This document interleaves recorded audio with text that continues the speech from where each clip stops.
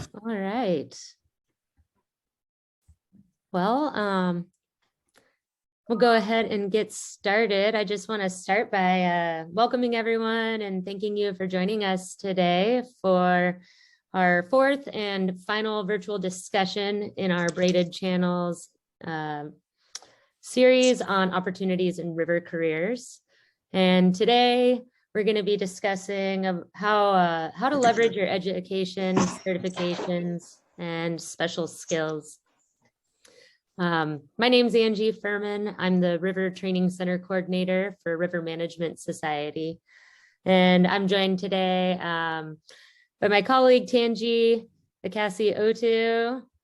I'm gonna give a little wave there, Tanji. And so, yeah, we're excited to be here today and be having this conversation with you all. Just before we begin, I do want to cover a few housekeeping things. As you may have noticed, live transcript is available. You can also turn that off on your own screen if it's in the way. We really encourage you to speak up and ask questions. As you can notice today, we don't have a very large group, so there's going to be plenty of opportunity for you to unmute, ask questions. However, if you're not speaking, just to help reduce feedback, we do ask you to be mindful and be muted. And then, as you all might have heard when you connected today, this is being recorded. If you do miss anything today, you have to jump off early, or you just want to come back and listen to some of the information again. We will be posting this recording on our video channel at the RMS website, and I'll also be sending out a link to the recording to everyone who registered. So I noticed from the registration, we do have a few current River Studies and Leadership Certificate students joining us today, but we also have some students who might be unfamiliar with the River Studies and Leadership Certificate program. So I just wanted to take a moment and speak a little bit about this awesome program. And it's one of the ways that RMS is really working to help support students who are interested in river-related careers. So RMS has partnered together with 12 different institutions throughout the US, and we're growing. We've got some more in the works. And through the institution, the student gets together with the advisor, the River Studies and Leadership Certificate advisor, to go through a coursework plan.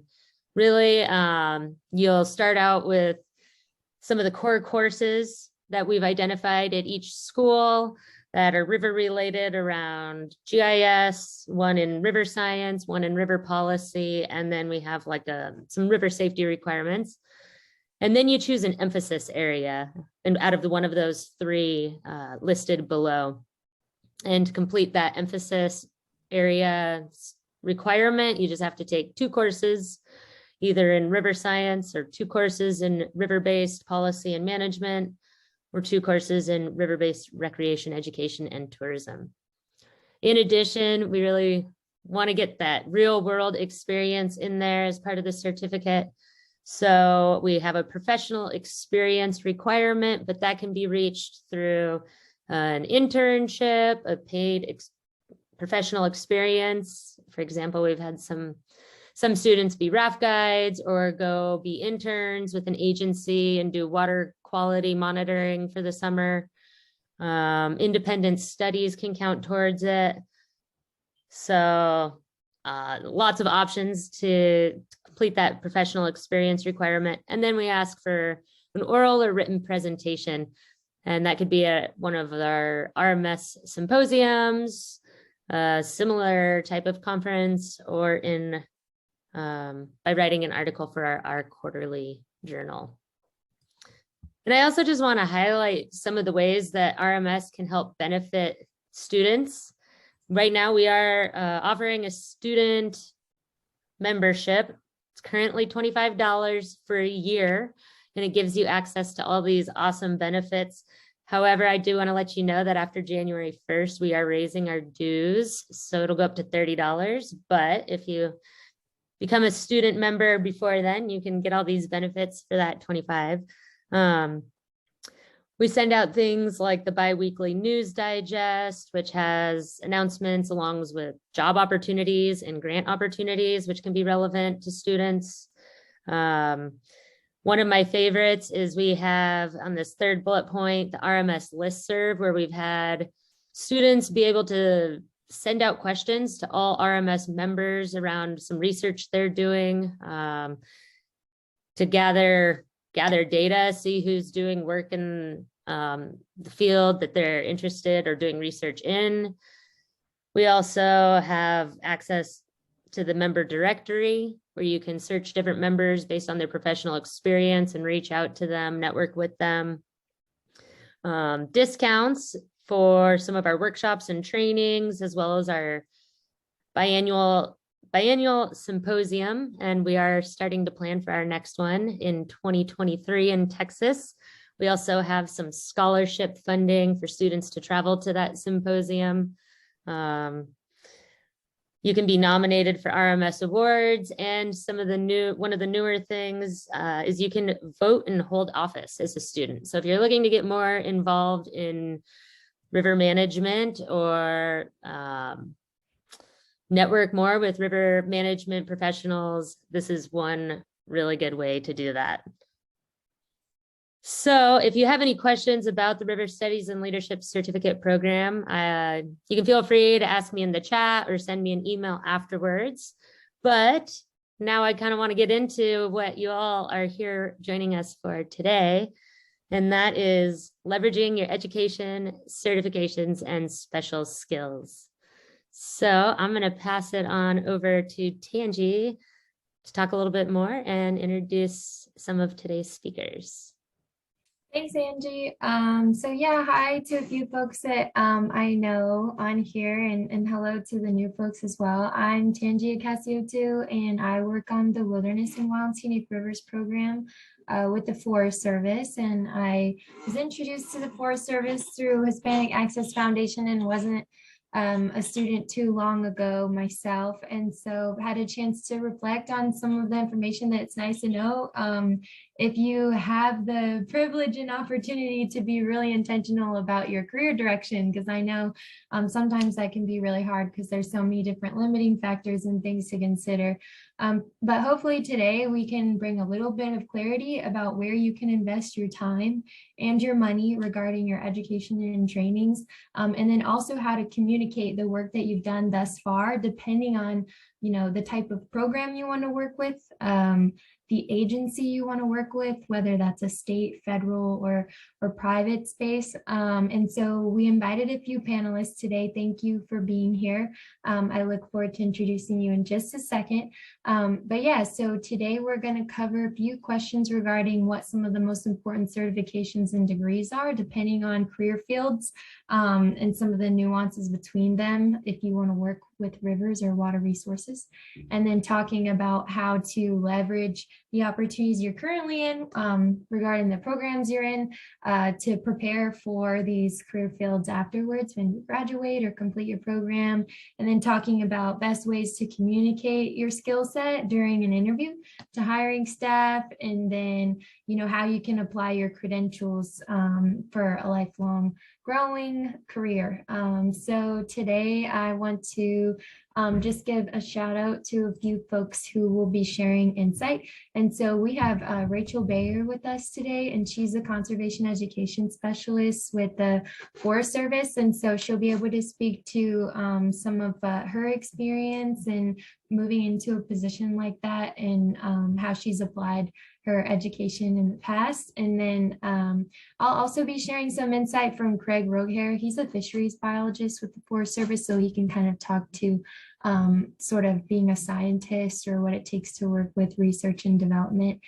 He won't be able to join us, but I'll share his notes. And then Angie Furman herself can speak to working on a river and all of the certifications involved with actually being out on the river. And then Katie Armstrong might be joining us today. I'm not sure I saw her here yet, but she is our new Wilderness and Wild and Scenic Rivers Program Director. And she's bounced around through a lot of different programs with the Forest Service. So we have a lot of wonderful people here with insight, and we'll just go around and ask the questions, and people can weigh in with their insight, and then you guys can ask any questions that you have of the folks here today. So we can go ahead and go into the first question. So let's see here. Let's talk about some of the most important certifications and educational degrees that are involved for your particular career field. And I'll go ahead and hand it over to Rachel first, and then we'll work our way around any other folks.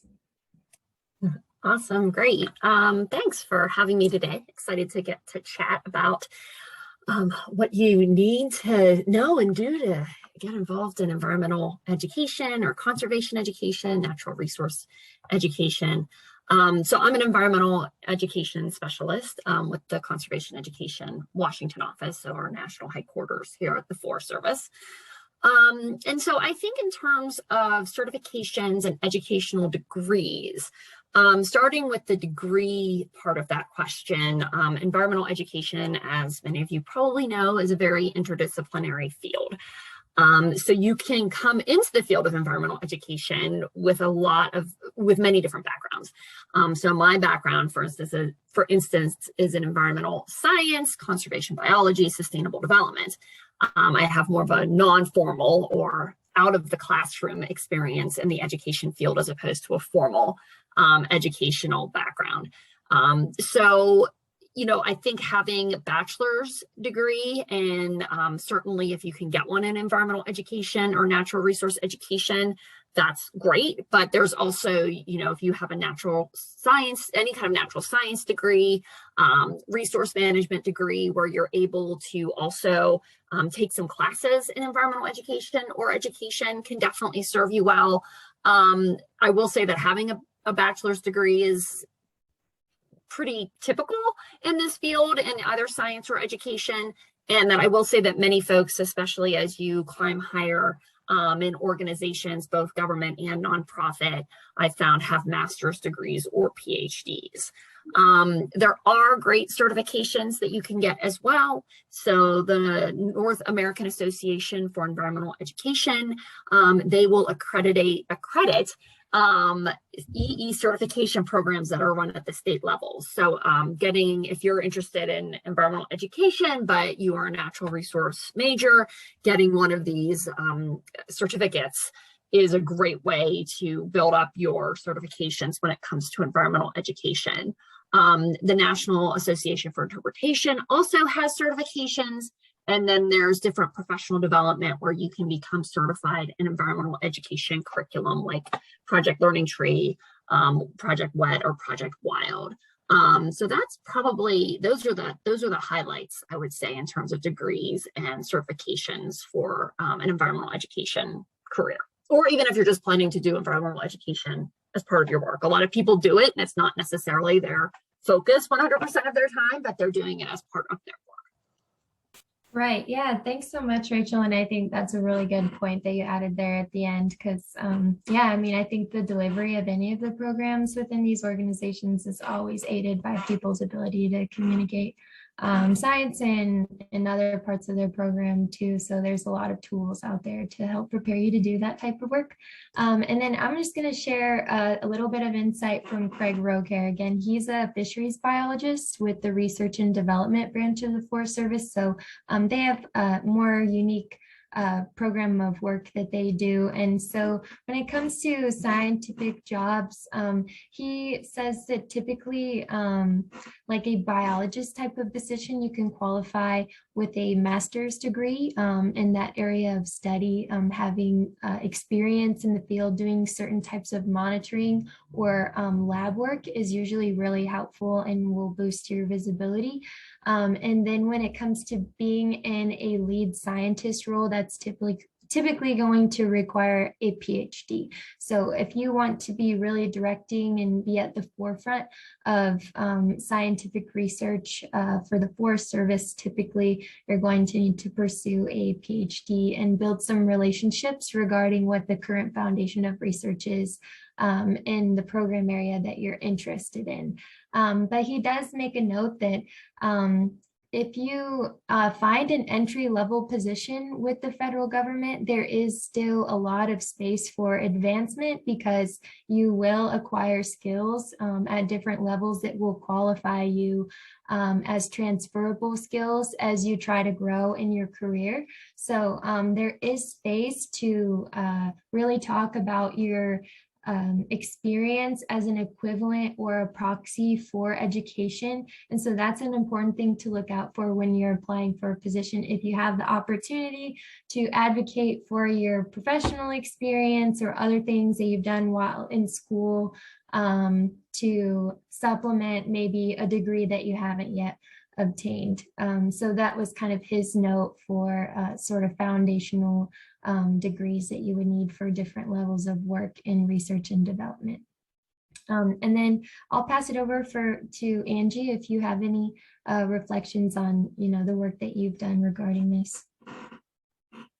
Yeah, I can speak a little bit to kind of like the outdoor recreation aspect and coming to this both from like a professional river guide experience as well as environmental educator.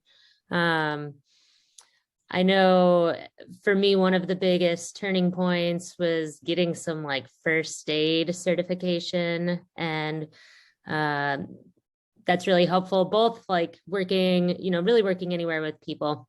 Really nice to have just like that basic first aid and CPR. But once I took my wilderness first responder certification, that also opened a lot of doors for outdoor recreation jobs, especially guiding. In addition to that, there's a lot of awesome like outdoor adventure leadership programs out there, parks and recreation management degrees that really get into this recreation aspect around rivers. And I've also worked, I guess for me personally, I kind of did a roundabout way. I studied anthropology, but I took a lot of classes in the parks and recreation management track at my university, as well as in the human dimensions of natural resources is another way to approach outdoor recreation and like natural resources and recreation tourism. So if you're interested in going the recreation route, there's ways where you can be looking at like the management of recreation, or there's ways that you can be looking at like guiding the recreation in a way. So that can affect some of the different certifications you might want to get. But there's some great programs out there, and thinking about like tourism as well in a way. So a lot of good like sustainable tourism programs out there that can apply to recreating on rivers. Thanks, Angie. Yeah, and thanks for making that connection regarding how you kind of utilized anthropology in your career moving forward. I have a minor in that, and I think oftentimes people are unsure how they can really translate that. And so thank you for sharing that. And then I also want to introduce Steve Chesterton. We have the National Program Manager for the Wild and Scenic Rivers Program with us today. Katie won't be able to join us, but Steve has a lot of insight, and he has a unique educational background as well that he's really used to apply to his current work. So I'm going to hand it over to him to kind of reflect on his insight here too. Thanks, Angie. And yeah, I know Katie wanted to be here, but had something come up at the last minute, and happy to join and share my experiences with you all, and join the panel here today, and hopefully hear a little bit from you all as well. Yes, Tanji alluded to, I have a law degree, which is not required for my current position, but it is something that I have found valuable. I was a environmental studies undergraduate, Bachelor of Science, actually a double major in environmental studies and psychology, but was really interested in getting some field experience out of college, and ended up working for a nonprofit managing different watershed restoration projects, as well as doing some outreach and education work. monitoring restoration projects, writing grants, working with state and federal agencies and watershed councils. And that experience was really valuable for me. And I enjoyed that on the ground experience, but was also really interested in environmental policy. Through some of my coworkers at the time, my eyes were opened to the versatility of a law degree. Hadn't really been thinking about law school at all when I was an undergrad. The more I researched it, I ultimately decided that it was a good fit for me and something that I was interested in pursuing. And so I ended up doing that, not with really an eye towards practicing law, but really with in thinking about my interest in natural resource policy work, and was ultimately able to obtain a position within the Forest Service out of law school through what's called the Presidential Management Fellow Program. And that is a program that's open to anyone with a graduate level degree. And it's a federal government-wide program. And you actually have, I think, 2 years of eligibility coming out of grad school, and for a wide variety of 2-year fellowship positions throughout different agencies in the executive branch of the federal government. And so I was able to obtain a position through that program within the Forest Service Wilderness, Wild and Scenic River staff in the Washington office. It's staff that I'm still on, and I think even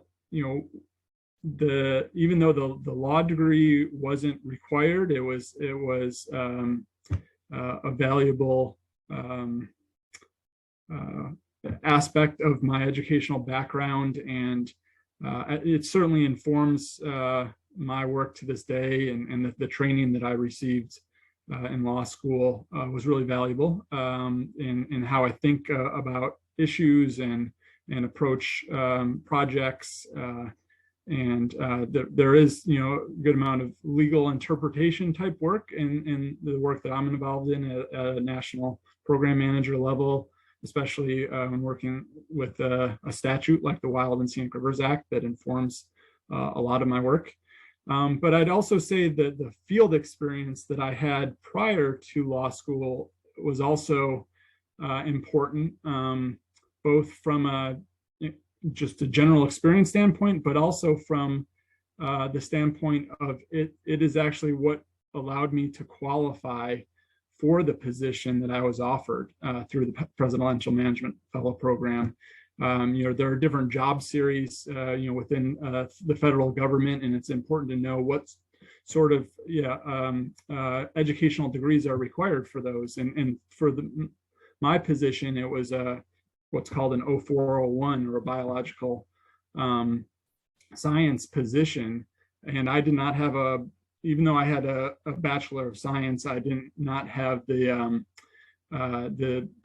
biological science background in undergrad to actually qualify. But there's often an additional way to qualify for positions, which is 3 years or more of qualifying professional experience. And so my time in the field working on restoration projects is actually what qualified me for my initial position with the Forest Service. And so it was that combination of field experience out, and professional experience, as well as my academic background, that led me to where I am today. So I'd say those are some things to be aware of, as you're making decisions about your career path, is to be thinking about what types of positions you're looking to pursue, and in particular within government work, and I have familiarity with the federal government and the Forest Service. There are particular requirements for different job series, and so just something to be aware of, and something you can learn more about in researching online about different positions and what those job series are, and their educational or experience requirements. Yeah, thanks so much, Steve. And yeah, thanks for again highlighting that oftentimes if you seek out requirements for different types of jobs ahead of time, you'll find that you can supplement degrees with other forms of experience. And so if that makes more sense for you, like logistically, it's definitely something to consider pursuing before feeling locked into furthering your education. But does anyone have any follow-up questions before we move to the next one? Okay, well, feel free to use the chat with throughout, but we can go ahead and move to the next question then. So this is regarding where you guys are currently positioned. There are a lot of opportunities to think about how you can shape your current educational opportunities to prepare you for these different career pathways. So today we have a nice diversity of jobs. And so thinking conservation education, working in the field more in a recreation type space, working from the management perspective, or working in science. So I'll hand it over to you again, Rachel, to kind of speak to this if you have any insight or advice.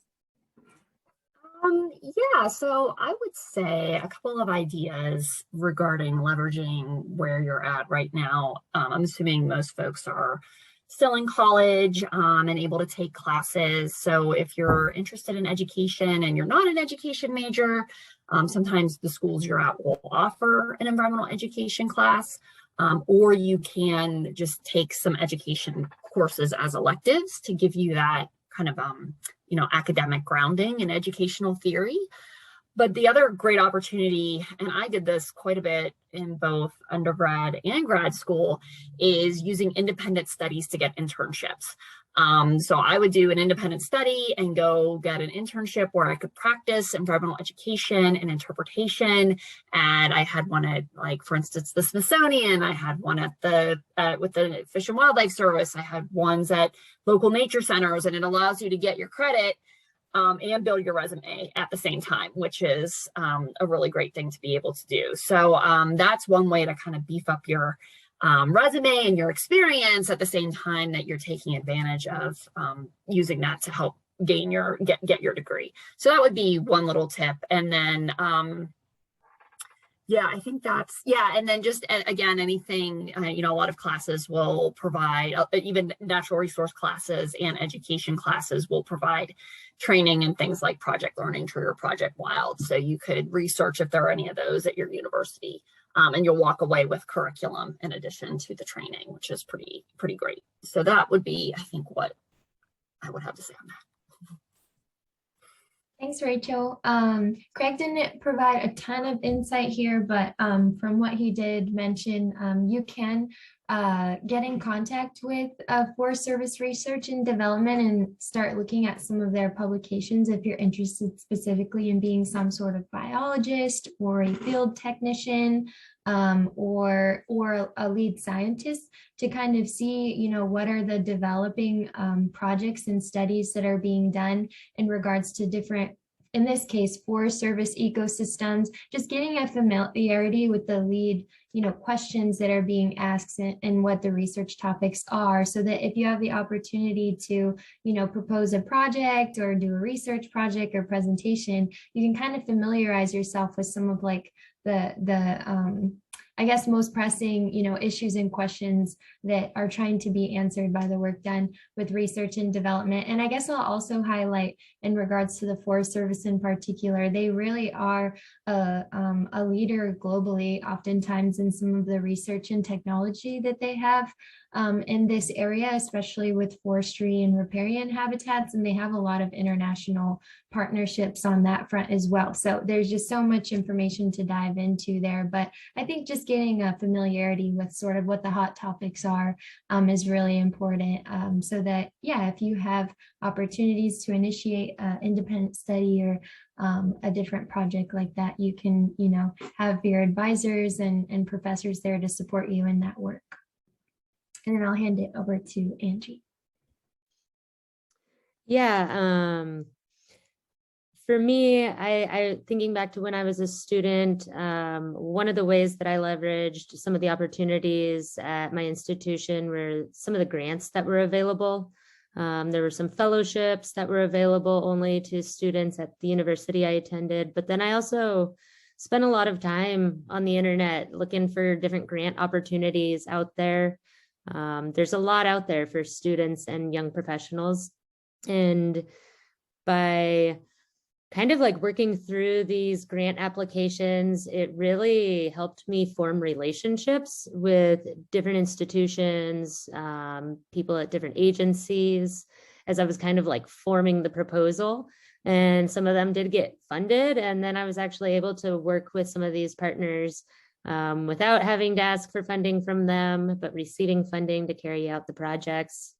And I really encourage people to just go out there and look for some of those different grant opportunities as a student. I think that can really also help you beyond once you've graduated. You know, it's always nice on a resume, and it can also be a way to show that you've actually applied your education in some real world capacity. I also want to take a moment and introduce another panelist that we had join. She was unable to join for the first part, but we're happy that she was able to join now. So I just want to take a moment and introduce Kirsten Hines. She is the outdoor recreation planner for BLM. She's the BLM California National Conservation Lands Program lead as well. So hi, Kirsten. Thanks for joining. And I know we're just kind of like jumping right into this, but I didn't know if you wanted to take a moment to introduce yourself, and then if you have anything to add about this question, that would be great. Sure.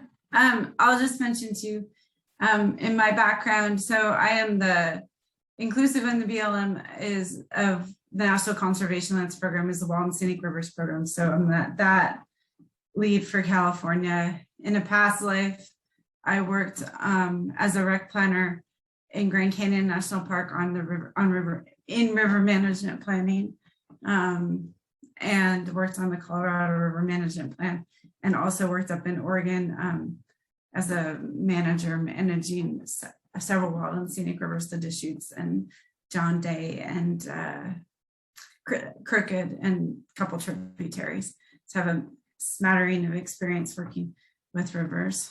As far as this question, jumping in, I think that just by virtue of the fact that somebody's here is really leveraging their educational opportunities. I think that I almost said that, I'm going to say it anyway. Back when I was in college and was advised to network and get to know people, et cetera, I understood the words that you're supposed to do that.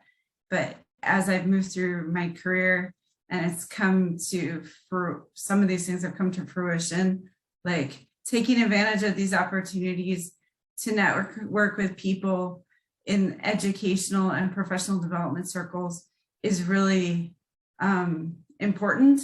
And when somebody says to you, call me anytime if you have questions, they mean it. And otherwise they wouldn't be saying it. And I guess I would encourage folks to take advantage of those opportunities when they come about, because I think it's a kind of a labor of love and passion for someone's profession, and care for all the work that they've done to pass that along or make sure other people have the opportunities they've had, or and it's a two-way street, right? Like somebody's been around in a system for a long time and somebody's coming up professionally.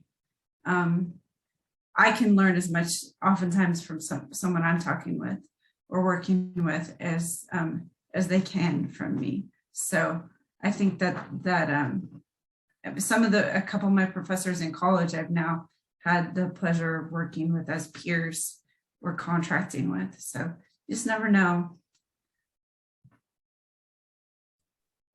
Yeah, thanks so much, Kirsten, for joining us. Happy to meet you in this space for the first time. And I really appreciate your comments regarding how, folks that are working in these different career fields are excited to learn from students, just as much as I think maybe students are excited to learn from them too. So I think people caring about these different types of landscapes and wanting to work from different angles to support them is really what we're seeking to create a pipeline and community around. So with that, I'll hand it over to Steve to see if he has any comments on this one. Thanks, Tanji. I don't know that I have anything new to add, but just to reemphasize that I agree, with what Kirsten and Angie and Rachel have previously shared, as well as Tanji. The internship opportunities in school, are really valuable in my opinion. That I tried to take advantage of those, especially in graduate school when I was in law school, to seek out those opportunities that I thought would give me good insights to, whether I wanted to pursue a career in the government, as well as, have that experience and that looks, that stands out on a resume, and builds a network. And so, for me, I had both had experiences, internships in state and federal government. When I was in law school, I interned for the Colorado Governor's Energy Office, and then also Environmental Protection Agency's regional office in Colorado. And both were really valuable experiences. In both cases, the people that I worked with, listed as references on my resume, and just also they're valuable experiences, and they help me to build those connections that that continue to this day. I think so there's the experience standpoint, getting a better sense of what type of work is involved in these positions, and learning from the people you're interacting with. And then also that networking, or it's emphasized a lot, like Kristen was mentioning in particular, but it really is important, because it's building relationships. And I think you're gonna find it hard for people that don't want to talk to students. I think generally, most folks have been there where you are. And so, I talked to a student last week that reached out to me and had a good conversation, and then put her in touch with 5 other colleagues, right, that she'll have follow-up conversations with, and to just learn about those different professions, establish those relationships, and maintain them going forward. And that's something that is a part of not only finding a position initially, but also being in a position. Obviously, relationships are key to any work environment. And so those opportunities to be able to reach out and learn and listen from others is really critical. And, being a student, like I said, I think puts you in a good position to, people are going to be receptive in general too, I'd say. Awesome. Thanks so much, Steve. Well, let's see here. So we can move to the next question here. Again, utilize chat if you have questions. And so the next question is regarding how you can best communicate your credentials. It's just important to know that sometimes we get really proud of the different things we've accomplished, and the name of the program, the training, or the degree is we understand what it is and what it means, but sometimes in differing spaces where you're applying for jobs, there's just not an awareness of maybe what that degree name means, and I think it's also a generational thing. Like, some folks graduated with certain degree types, a while ago. And so if you're communicating to a hiring manager and you have like an emerging area of study that you're in, they might not really know what that degree means. So I just wanted to give our panelists a chance to kind of comment on maybe, currently in your career field, if someone is applying, maybe what's the best way for them to communicate about their credentials? What kind of connections should they be making to that line of work regarding what they've done for certifications, trainings, or their degree?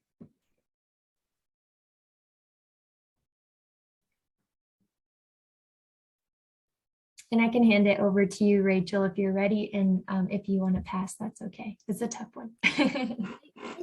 For me, when I'm looking at resumes, especially for folks who, are new into the workforce and maybe don't have a ton of experience to highlight on their resume, it's helpful to see not just the degree, but maybe some of the types of courses taken, outcomes of things that you've studied.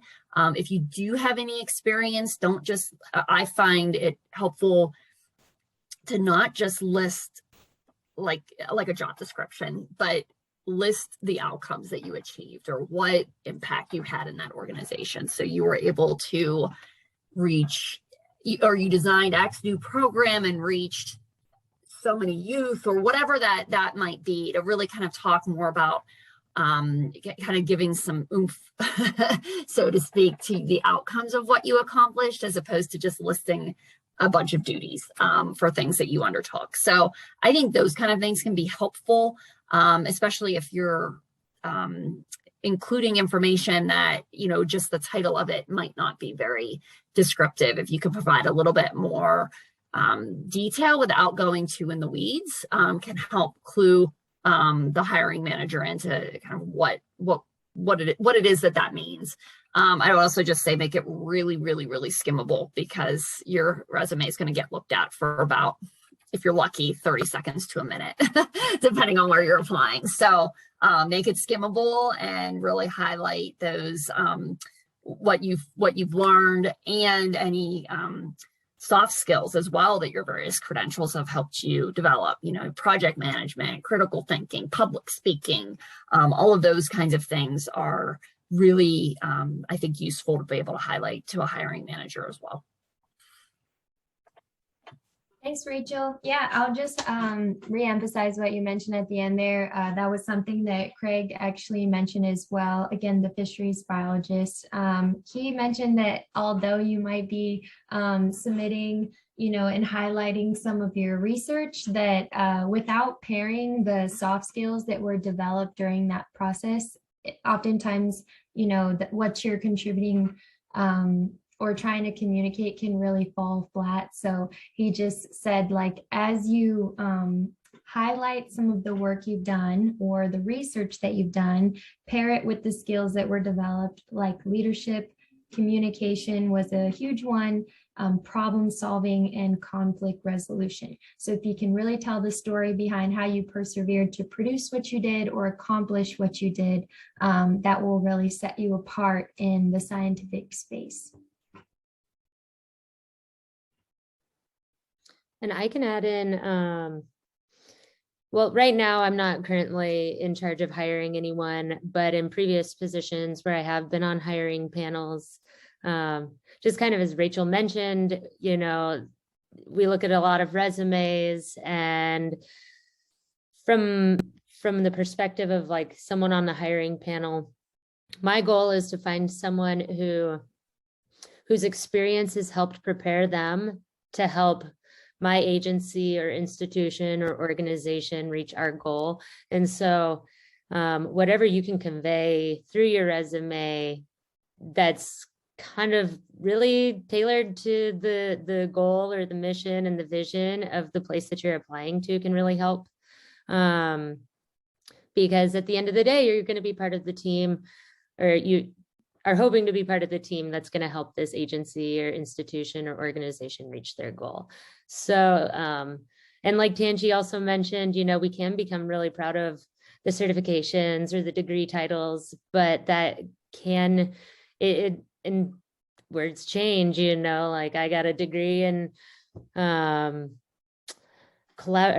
sustainable development, and that was a buzzword, like 15 years ago, and now it's like changing even more. And now I know a lot of students are doing work that's interweaving a lot of different subject matters. So really conveying that as well, because a lot of things nowadays are not just cut and dry biology, but could be incorporating, I'm trying to think of the word, I'm drawing a blank on the word right now, interdisciplinary. Disciplinary. Yeah, thank you.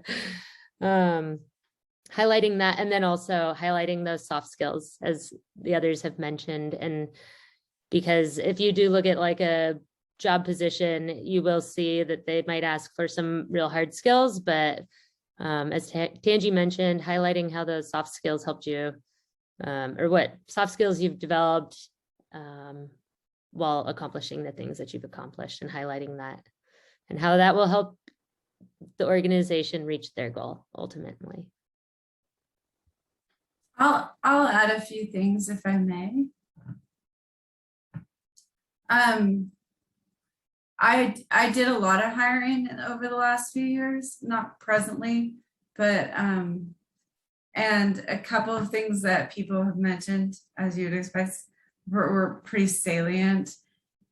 I got to where, and I hired park rangers, I hired outdoor recreation planners, I hired archaeologists, I was on hiring panels for program leads in the agencies. I hired realty specialists.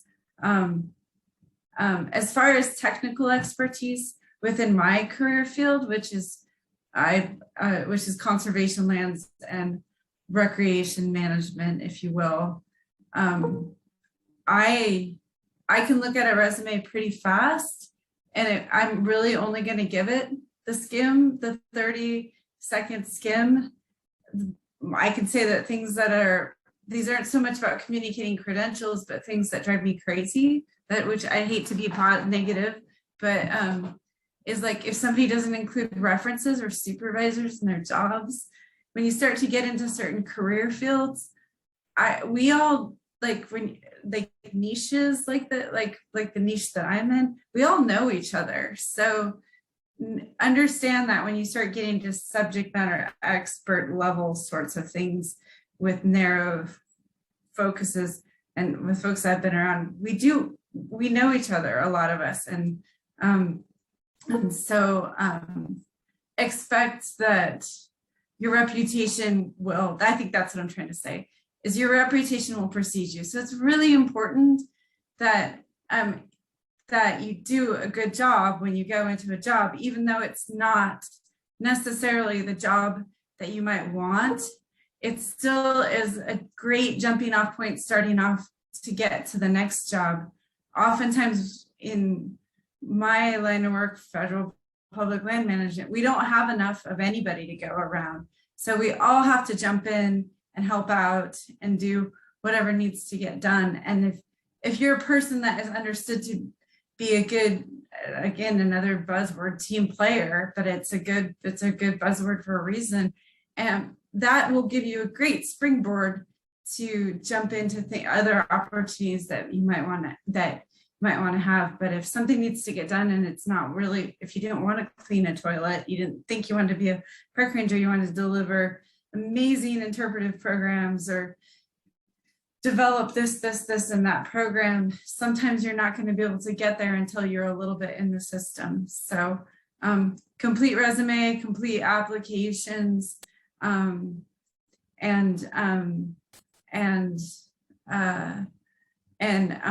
willingness to do a good job with whatever it is that everybody needs to help get together and do.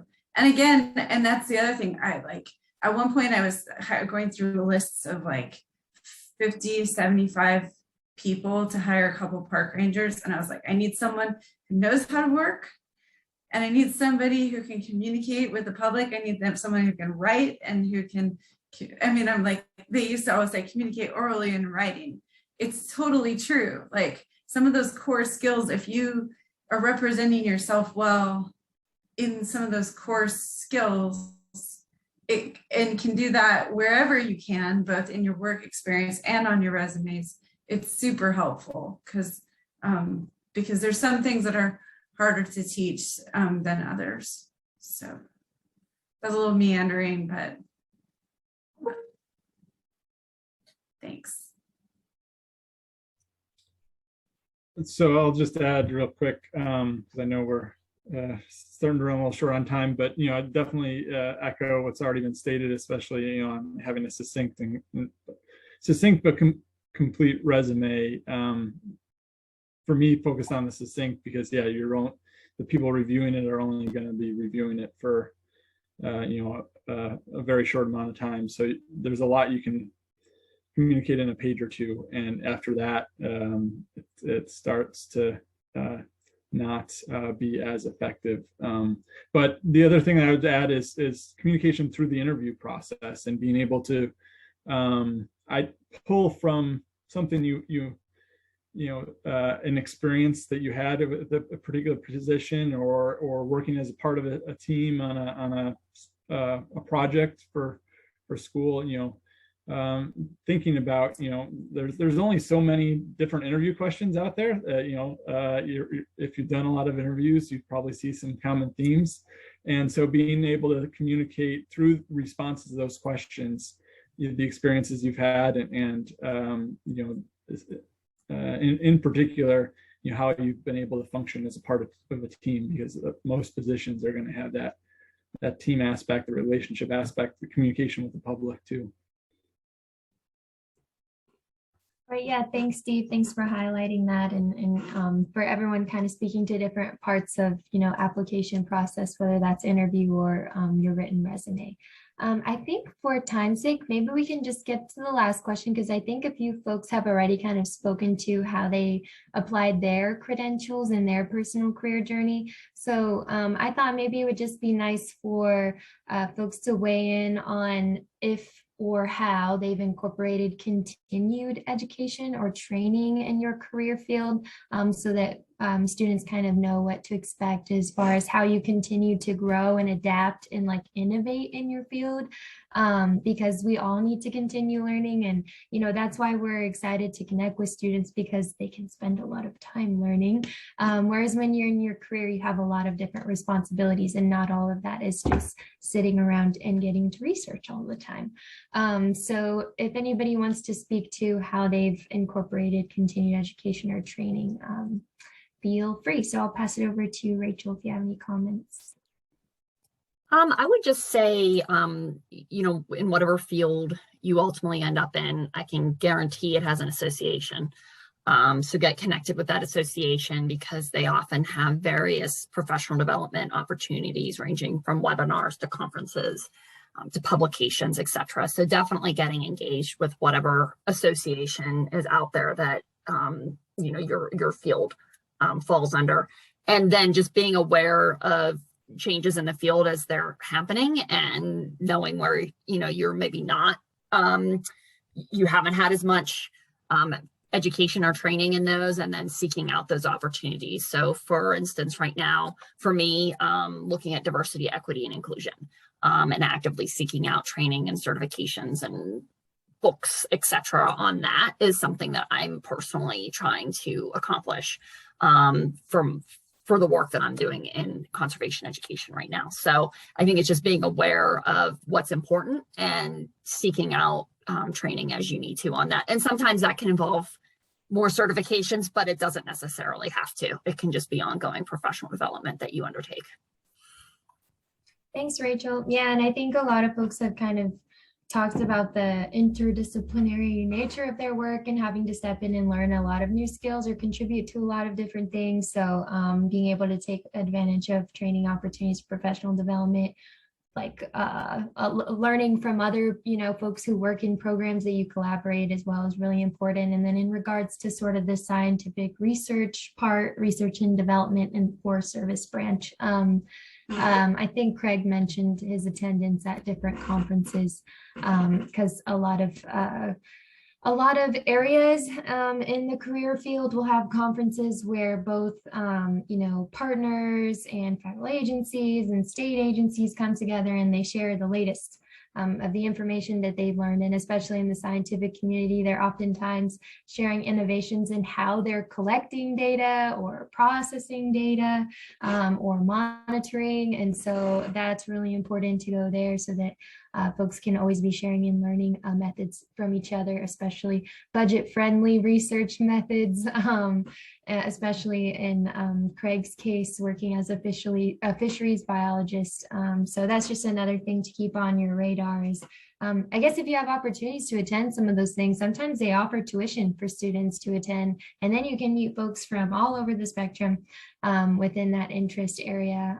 In particular, can highlight the RMS Symposium, and you'll have a lot of folks giving presentations with cutting edge information and be able to build relationships and network there too.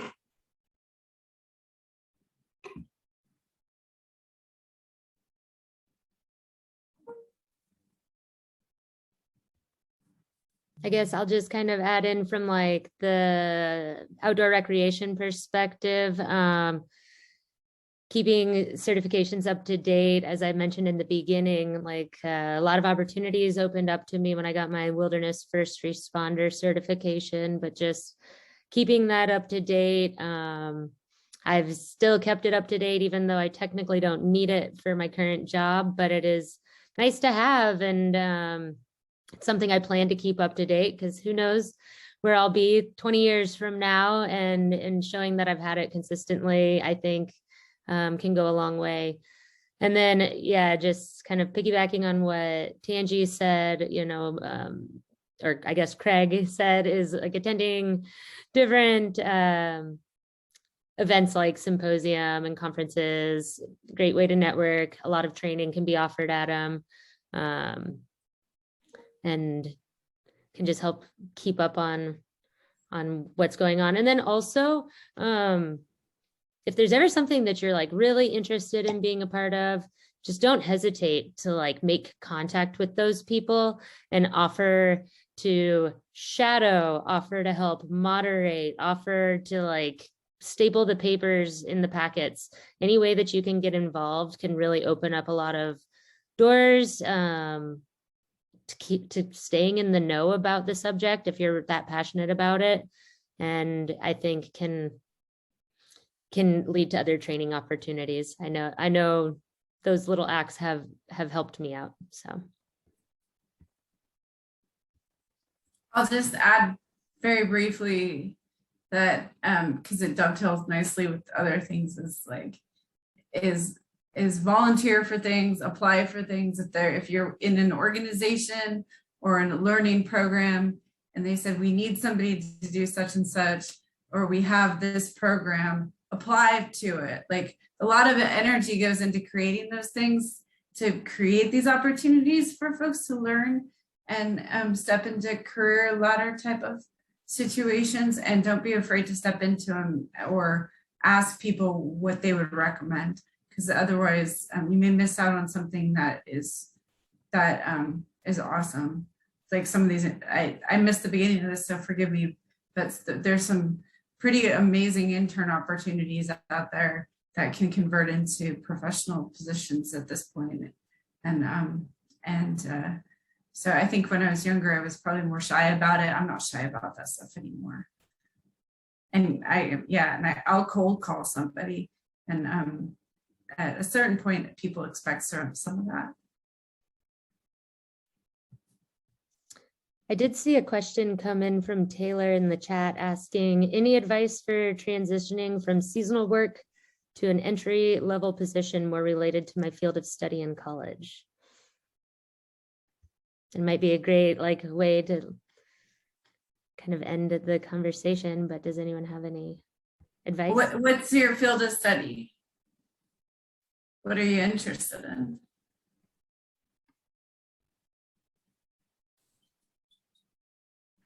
Hi, yeah, thanks for answering. My field of study was environmental policy, but I've been working as a whitewater kayak instructor for the past few years, and I'm trying to kind of just move away from seasonal work. So I don't really have any direction necessarily. So it's kind of a lot of general positions all over the place, but it's kind of been interesting to figure out how to structure my resume to highlight some of the skills that I've learned from seasonal work, but that aren't quite related to more traditional office work, so to speak.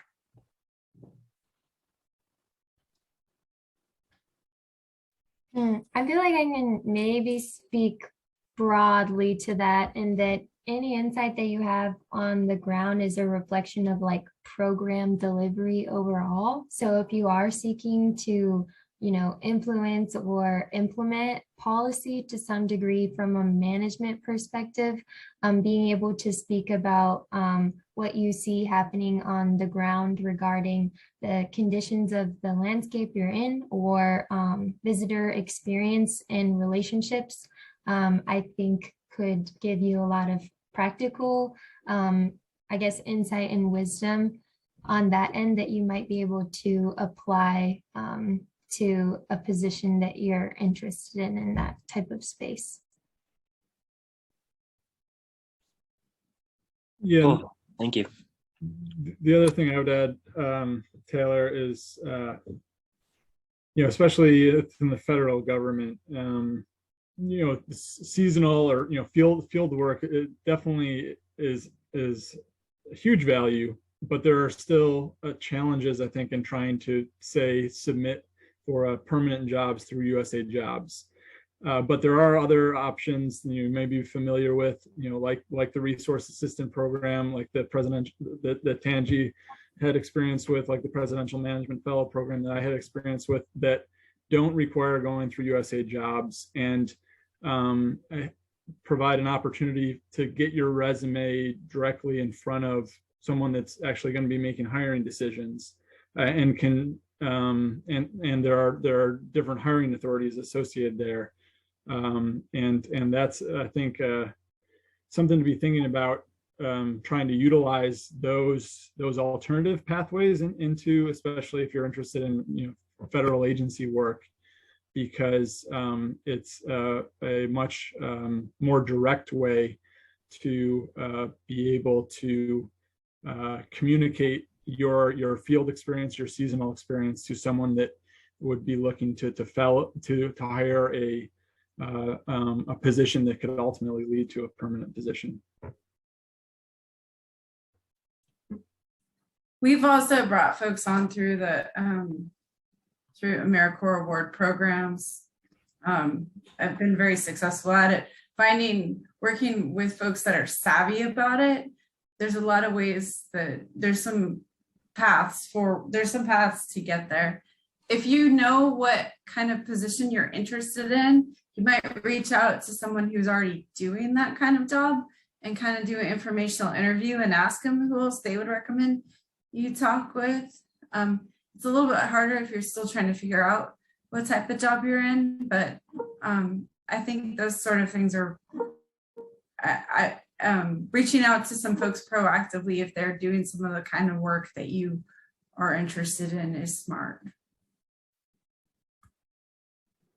Hey, sorry, I know we're a little over. Would it be okay if I just ask a question, like, quickly? Yeah, go ahead. Here, I'll just turn on my. Hi, I'm an undergraduate biology student right now, and I'm working on applying for summer internships because I'll hopefully graduate next December. I guess I was just wondering, when applying for like internships, is it appropriate to have references that aren't like just professors or just people who like know my like capabilities and like desires in this field? Just because I don't like, I got my associates and then transferred into a 4-year school, so I don't have like a ton of I'll have like one professor who I can like probably ask for recommendation letter, but I don't have like a ton of people who are like working in like the biology department who can, I don't know, like speak to my abilities. And I just don't want to feel like putting in a reference to something unrelated is like a waste of anybody's time, like reading the application though.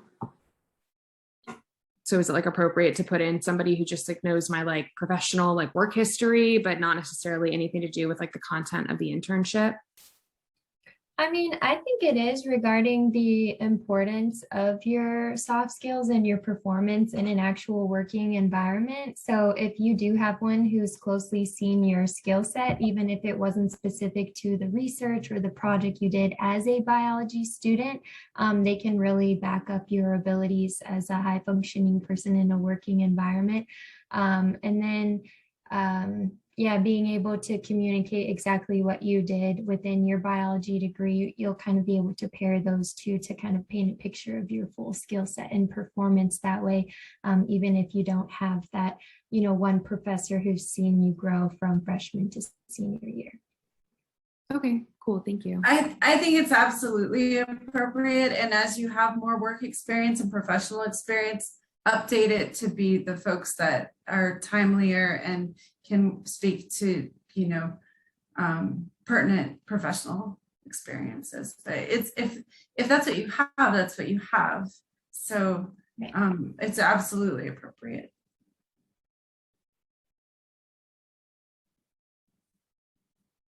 All right, cool. Thank you. Well, I know we're a few minutes over and I just want to be respectful of everyone's time. So I'd just like to take a moment and thank all of our panelists today, and thank all of you for joining us. If you have more questions, feel free to reach out. My email's right there, and so is Tangie's, but as other questions come up, we can direct them to people as well. And I don't know if anyone else has any last thoughts or closing words. Yeah, I'll just say thank you to all the panelists for being here and all of the students. Like, if you guys have questions or even comments or things that you're excited about that you're learning and seeing and doing, please connect with us, because yeah, we just want to build those relationships and yeah, help you guys and learn from you. So thank you for being here. Thanks, everyone.